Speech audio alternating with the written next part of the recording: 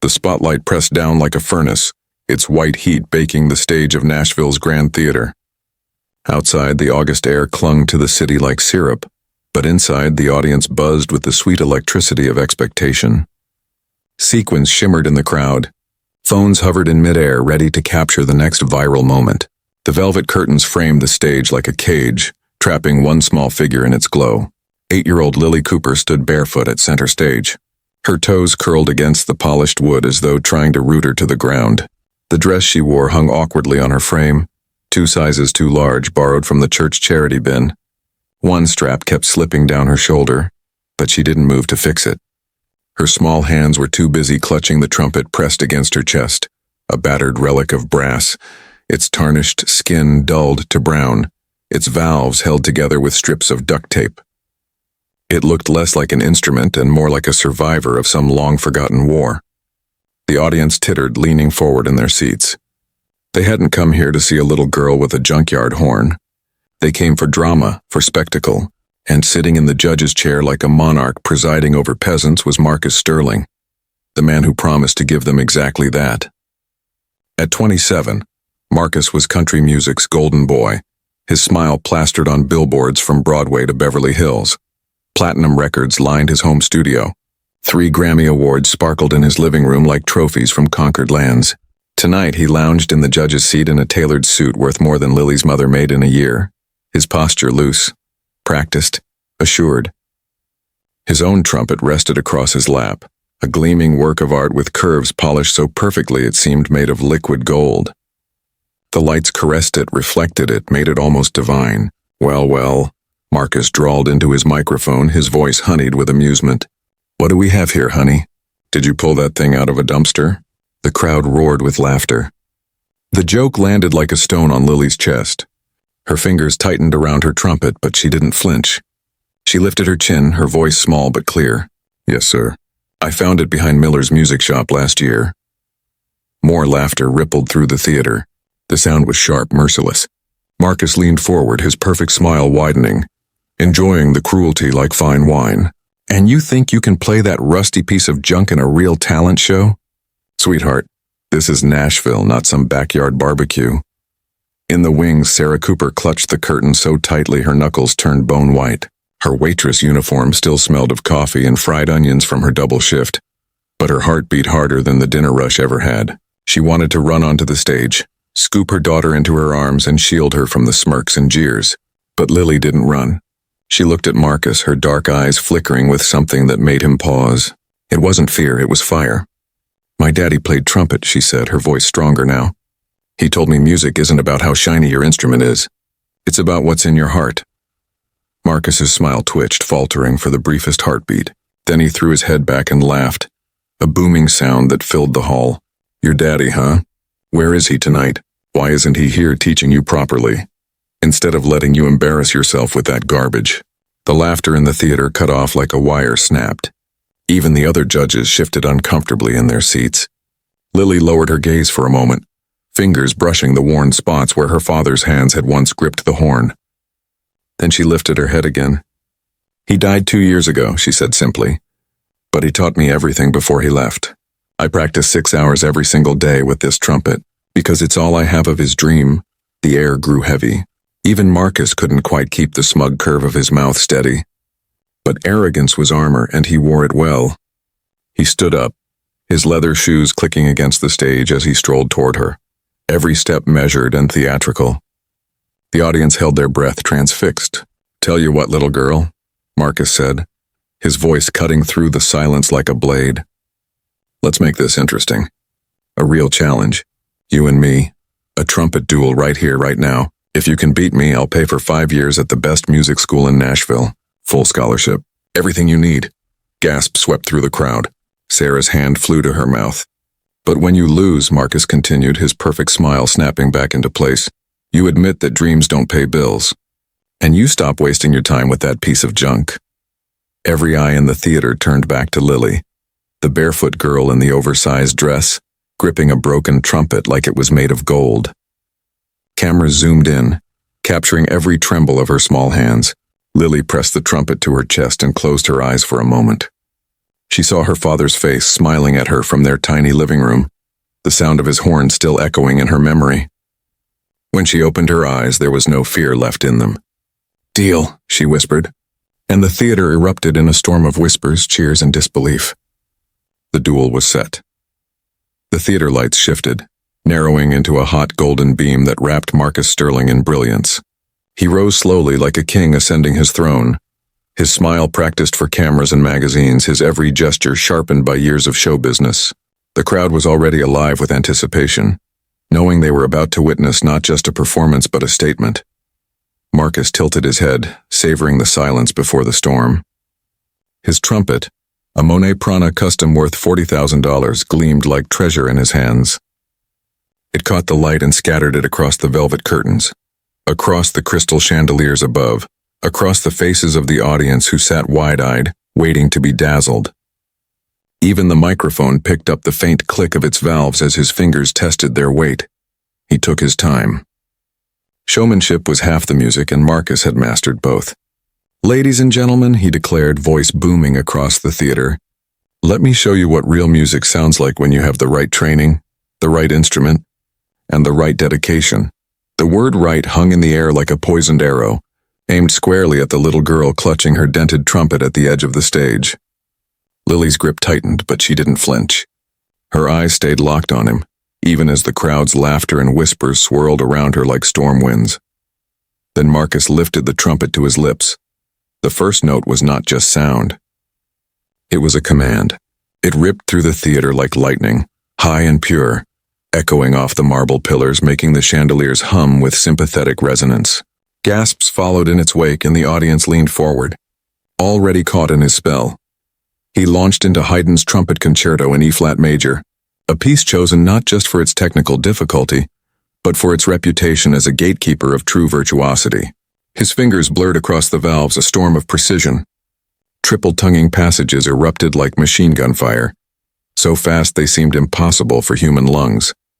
Leaps from the lowest registers to the stratosphere above rang out so clean, so perfectly measured, that the theater seemed to bow to his command. He was not just playing notes, he was conquering them. The crowd erupted mid-performance, clapping, whooping, their cheers bleeding into the music itself. Phones rose like an army of glowing stars, capturing every second for social media. Hashtags would soon be born. Marcus destroys, Trumpet King, this is music. He soaked it in, grinning through the final runs, aware of every scream, every gasp. In the wings, Sarah Cooper felt her chest tighten until she thought she might collapse. She had seen great musicians before, but this was different. This was dominance, deliberate and merciless. Every note Marcus played seemed like a reminder of the mistake she'd made in letting her little girl take this challenge. When Marcus hit the concerto's climactic high note, he held it long and bright, a dagger of sound piercing straight up into the rafters. 6 full seconds. The chandeliers trembled. People jumped to their feet as though shocked by electricity. And then, silence. He cut the note off cleanly, no strain visible, only triumph. He lowered the trumpet with the same grace as a swordsman sheathing a blade. His bow was deep and theatrical, first to the center, then to the left, then to the right, each time rewarded with thunderous applause and screams of his name. The performance had lasted just under 4 minutes, but it felt eternal. Eternal and untouchable. When Marcus finally straightened, his confidence was absolute. He knew what the crowd knew. No one in their right mind could follow that. He strode across the stage, each click of his Italian leather shoes deliberate, echoing like a clock counting down Lily's courage. He stopped just close enough that his shadow fell across her. His smile was smooth as glass, sharp as a knife. "Your turn, sweetheart," he said, loud enough for the microphone to carry the condescension to every corner of the hall. "Good luck following that. Maybe you'd like to reconsider? There's no shame in admitting when you're outmatched." The crowd laughed again, softer this time, but the pressure was suffocating. Lily's bare toes curled against the stage. Her trumpet looked smaller, duller, almost invisible compared to the gleaming weapon Marcus held.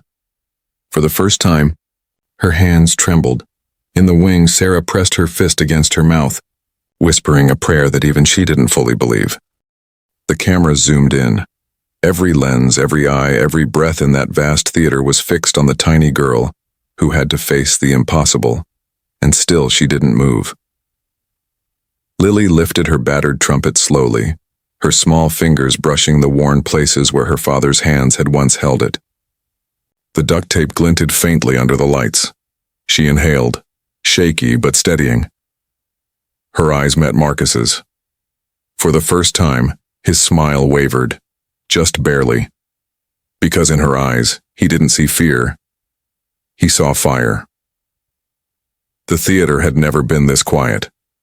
Not during Marcus's dazzling fireworks of sound, not during his bow, not even during the applause that shook the chandeliers. Now, with the spotlight swallowing a barefoot 8-year-old in an oversized dress, silence pressed on the air like a hand on a drumskin, stretched tight, waiting to break. Lily lifted her trumpet.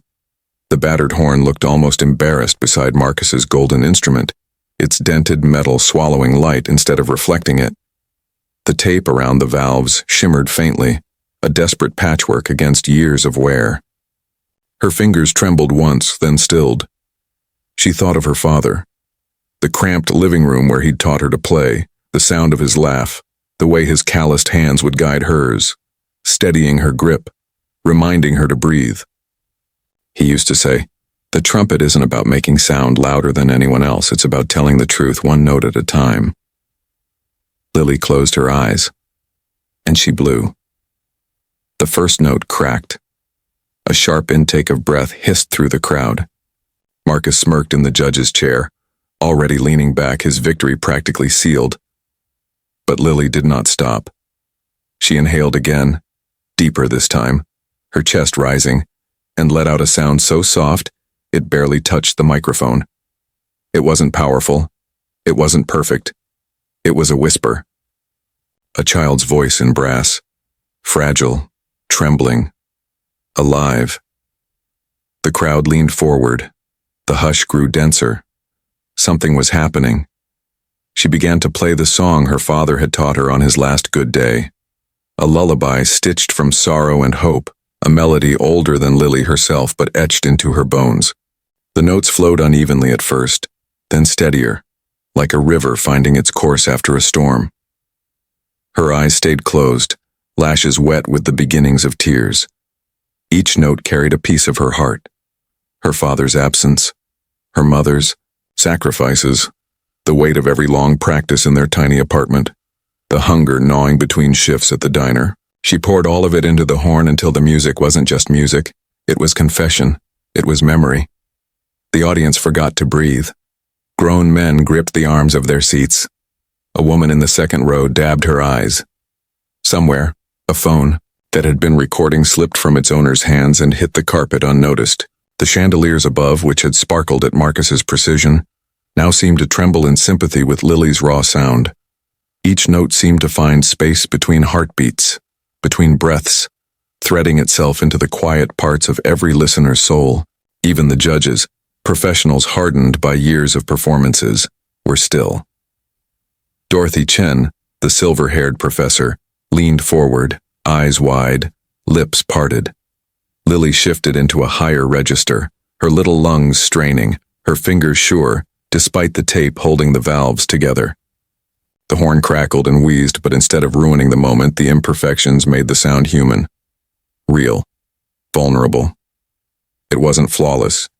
It wasn't polished. But it was undeniable. Marcus Sterling's smirk began to fade. Slowly. First, a twitch at the corner of his mouth, then the narrowing of his eyes. He sat straighter as though trying to resist being pulled into the gravity of the sound. But the truth was he was already caught. He knew it. Everyone knew it. Lily hit the climax, a soaring note that wavered dangerously, almost broke, but didn't. She held it, her face red with effort, the veins in her neck straining. It wasn't pretty. It was raw, jagged, desperate. And when she finally let it fall, the silence that followed was not empty. It was holy. For a long, aching heartbeat, no one moved. No one clapped. No one breathed. The theater had become a church, and the battered trumpet was the only voice in the world. Then, Like thunder cracking open the sky, the applause came. It began as a scattered ripple, then swelled into a tidal wave. People shot to their feet. Some were crying openly, hands over mouths. Others shouted her name, though they hadn't known it minutes before. Phones shot back into the air, capturing the miracle they'd just witnessed. In the wings, Sarah collapsed. Against the curtain, her sobs swallowed by the roar of the crowd. And at the judges' table, Marcus Sterling sat frozen, staring at the barefoot child who had just stripped the stage bare with nothing but a broken trumpet and the truth inside her heart. For the first time in his career, the golden boy of Nashville had no idea what to say. The note lingered in the air long after Lily lowered her trumpet. It seemed to hover, suspended in silence, refusing to die. The entire theater was caught inside it, as if time itself had been snared by the sound of a child's breath through a battered horn. For a moment no one dared to move. The hush was so complete you could hear the faint hum of the stage lights, the rustle of someone shifting nervously in the very back row, even the rapid beating of Lily's heart echoing in her chest. Then, somewhere in the balcony, a single person clapped. Once, twice. It was hesitant, almost guilty, as if breaking that silence might shatter something sacred. But then another pair of hands joined in, and another, and suddenly the theater erupted. The applause wasn't polite. It wasn't obligatory. It was thunderous, rolling, alive. People surged to their feet like a wave, shouting, whistling, crying. The ovation dwarfed the one Marcus had received minutes earlier. Where his had been loud, this was seismic, shaking the foundations of the Grand Theater itself. Lily stood frozen at the center of it all, her trumpet pressed against her chest like a shield, her eyes wide. She wasn't smiling. She wasn't bowing. She just stood there, trembling, overwhelmed by the sound of thousands of strangers weeping and cheering because of her. In the wings, Sarah Cooper collapsed to her knees. Her hands flew to her mouth, sobs breaking loose, shoulders shaking with the release of years of exhaustion and fear. She had believed in her daughter, but even she hadn't been ready for this. This was more than music. This was resurrection. At the judges' table, Dorothy Chen leaned forward, her silver hair gleaming under the stage lights.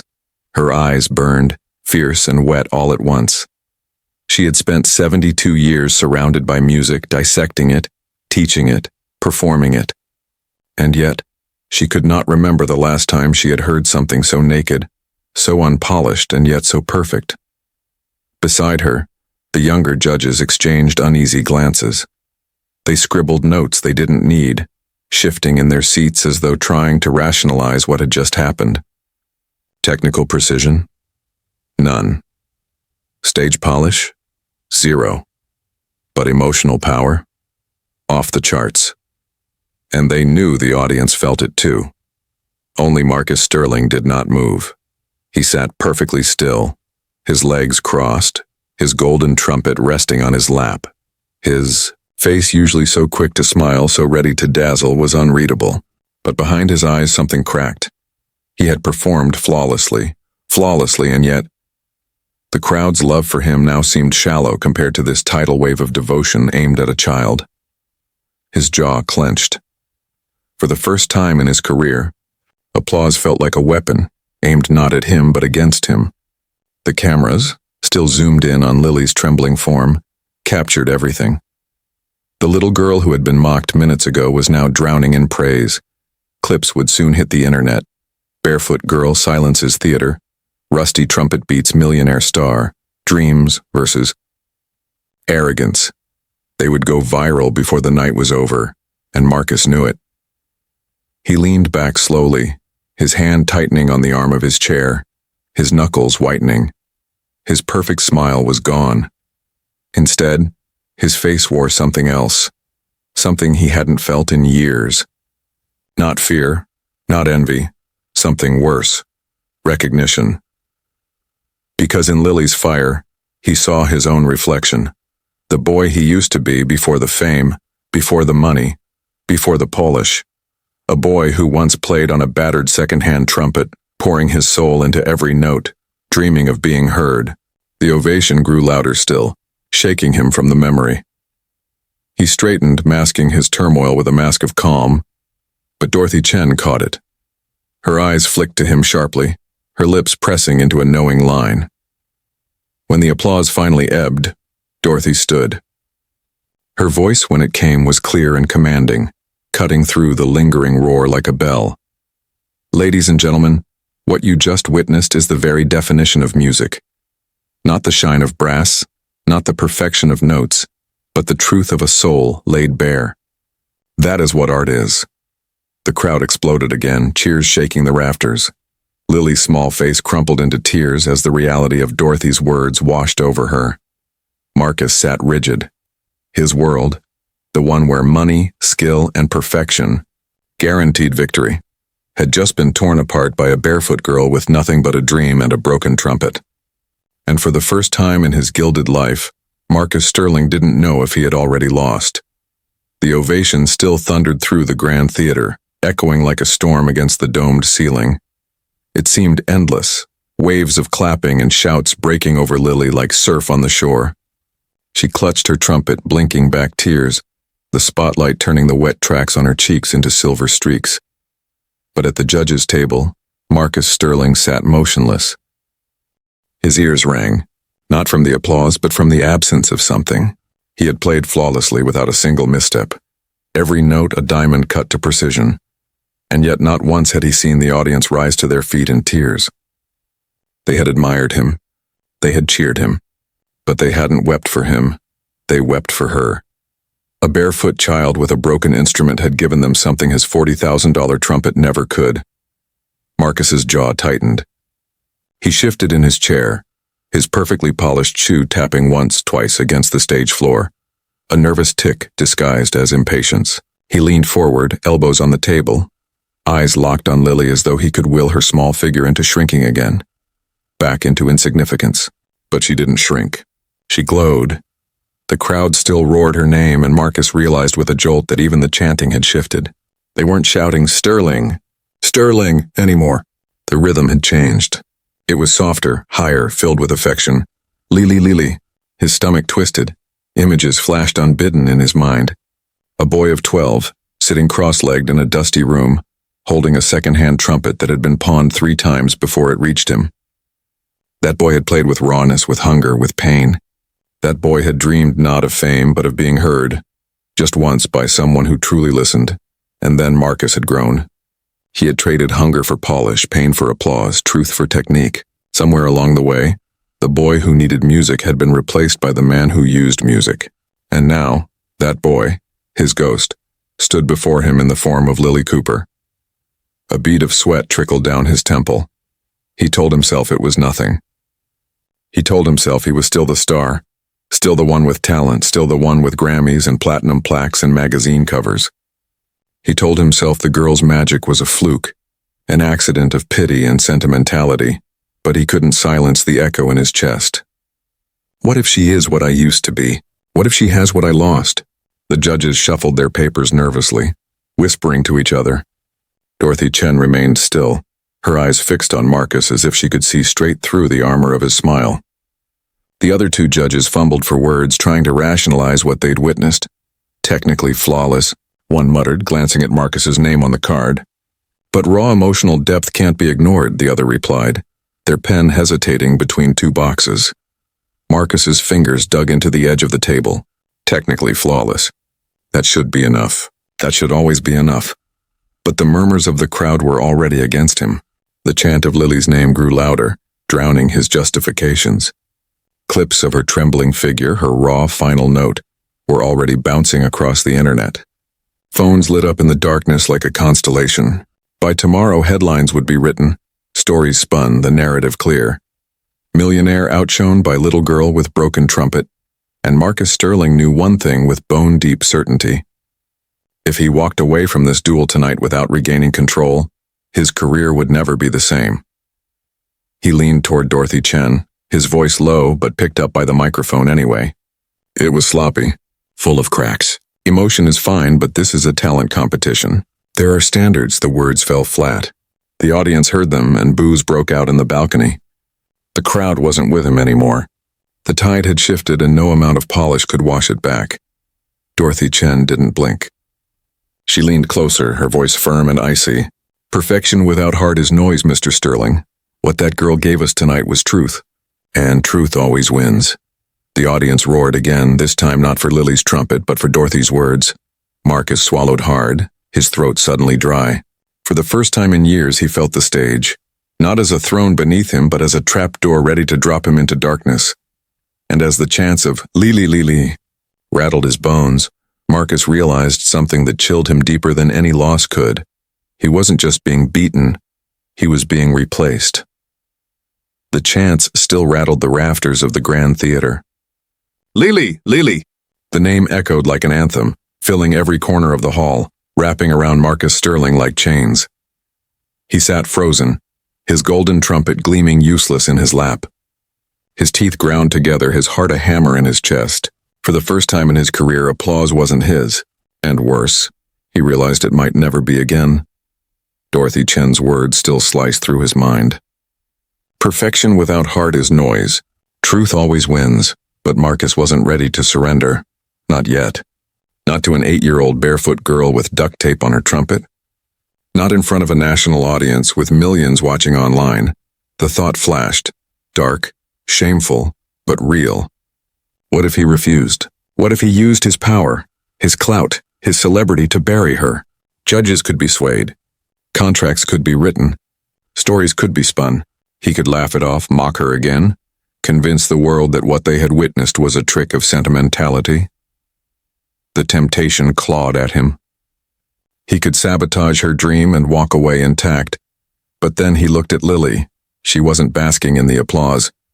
She wasn't bowing or soaking in the spotlight. She just stood there, clutching her battered trumpet to her chest, trembling wide-eyed as if she didn't quite believe what had just happened. She looked like a child who had carried the weight of a world far too heavy for her shoulders, and who, for once, felt it lift. The crowd roared louder, chanting her name with the kind of devotion Marcus hadn't felt in years. Not since before the tabloids, before the platinum records, before the managers who told him what to play, when to smile, and how to sell himself. A boy's face flashed again in his memory, his own face, years ago, staring into a cracked mirror with a second-hand trumpet in his lap, dreaming of one chance to prove he mattered. He saw that boy in Lily now, not just in her music, but in her trembling hands, her unpolished dress, her fire. And the longer Marcus stared, the harder it became to deny it. She was what he used to be. And the cruel truth was this. She had just reminded him of everything he'd lost. The applause began to ebb, the chants softening, leaving space for the judges. Dorothy Chen rose again, her voice clear as glass. "Ladies and gentlemen, the deal was made before your eyes. Marcus Sterling challenged this young girl. If she won, he promised to fund her music education. And I believe we all know the outcome." The theater erupted once more, the walls trembling with agreement. All eyes turned to Marcus. Cameras zoomed in. His face filled the screens on both sides of the stage. The world leaned forward to see what he would do.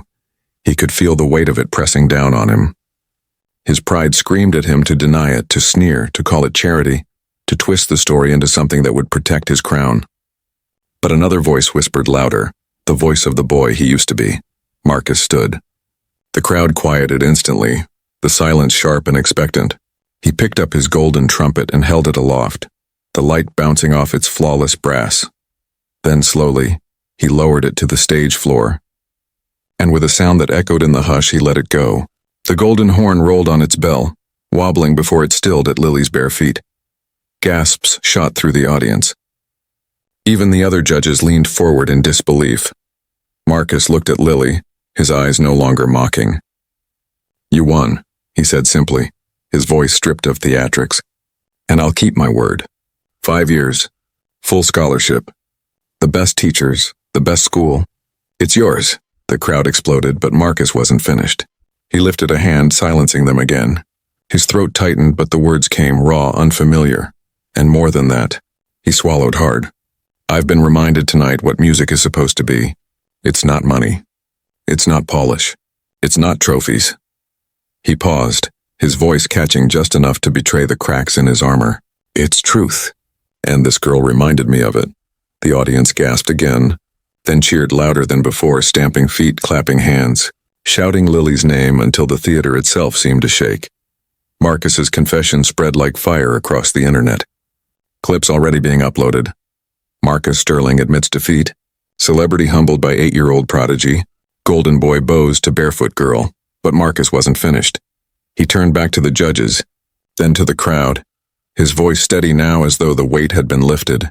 It shouldn't stop here. Tonight I learned something I forgot. There are children like Lily everywhere. Dreamers with no instruments, no teachers, no stage.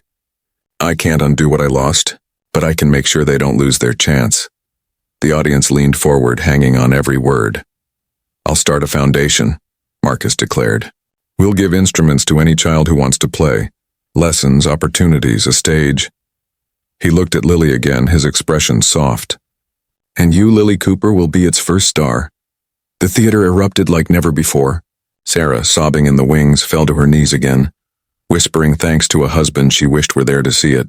Dorothy Chen smiled for the first time that night, eyes shining, knowing history had just been made. And Lily didn't move. She just stared at Marcus, tears streaming, clutching her battered trumpet tighter, because for her this wasn't about scholarships or foundations or headlines. It was about her father's dream. And in that moment she felt him there beside her, proud. Marcus looked out over the crowd one last time. His face was pale, his eyes raw. For the first time in years he wasn't smiling for the cameras. He was just standing there, a man stripped of arrogance, humbled by the music of a child. And in the roaring thunder of that moment, Marcus Sterling understood the truth.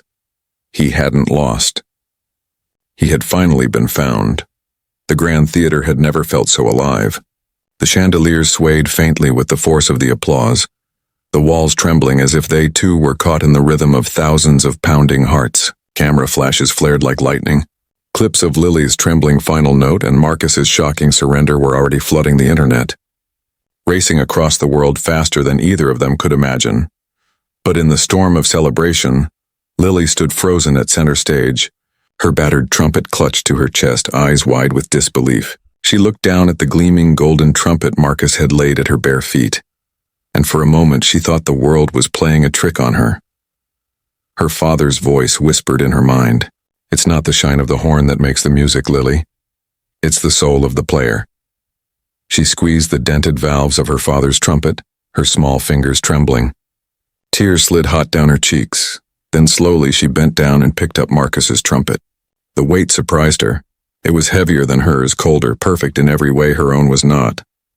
She turned toward Marcus, who stood several paces back, watching with unreadable eyes. The audience hushed, sensing something unscripted was about to unfold. Lily walked toward Marcus, the two trumpets, one broken, one flawless, gleaming in her hands. She stopped just in front of him, her oversized dress brushing the stage floor, her small frame dwarfed by the man who had mocked her only an hour before. She held out the golden trumpet to him. The theater gasped. Marcus blinked, confused. His hand twitched, but he didn't take it. "Why?" he began, his voice rough, uncertain for the first time. Lily looked up at him, her eyes shining with something far beyond her years. "Because music isn't about winning or losing," she said softly. "It's about sharing. My daddy told me that." The words struck like a bell, clear, pure, unshakable. The silence that followed was electric. Even the cameras seemed to pause, the entire world holding its breath. Marcus's throat tightened. He stared at the little girl, at the broken horn in her other hand, at the raw truth in her words. Something inside him broke, something hard and cold that had kept him from hearing music the way he once did. His knees felt weak, and without thinking he sank down to her level, kneeling on the stage before her. Gasps rippled through the audience.